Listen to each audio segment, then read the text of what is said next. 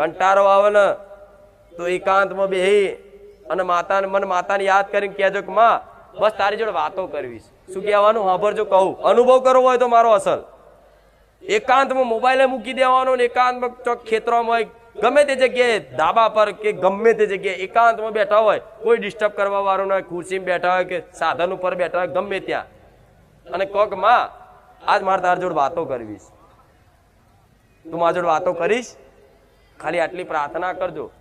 અને મનથી મન એવી વાતો કરીને તમને એવું લાગશે કે હારું આવા શબ્દો તો મેં વિચાર્યા નહીં, આ કોણ બોલે છે અંદરથી.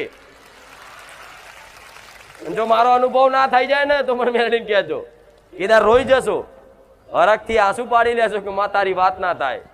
પણ કોઈ ના હોય તો અને ચમત્કાર દેવી શક્તિ ક્યારે કરે? જ્યારે કોઈ ના હોય. પ્રગટમાં કરે. મારા લાખો હજારો ચમત્કારો છે, નહીં છે ને? દેશ વિદેશ દુનિયા બધામાં છે, તો ક્યાંય દેખાયું? જેનો અનુભવ થયો છે એ જ ઓળખી શકે ને કે મેરડી માનો ચમત્કાર થયો. ને કે હોભરવા વાળા જોવા વાળા તો ક્યાં એમના ને એમના માણસો છે લો. એટલે ક્યારે દેવી શક્તિ આવી રીત પ્રગટમાં ચમત્કાર કરે અને સત્ય સત્ય જ રે. સત્યના કોઈ દર પુરાવા પારખા હોય, દુનિયાનો નાશ થઈ જાય, સત્યનો નાશ થાય. સત્ય હંમેશા અવિનાશી હોય, એના કોઈ પુરાવા હોય. હું માતા છું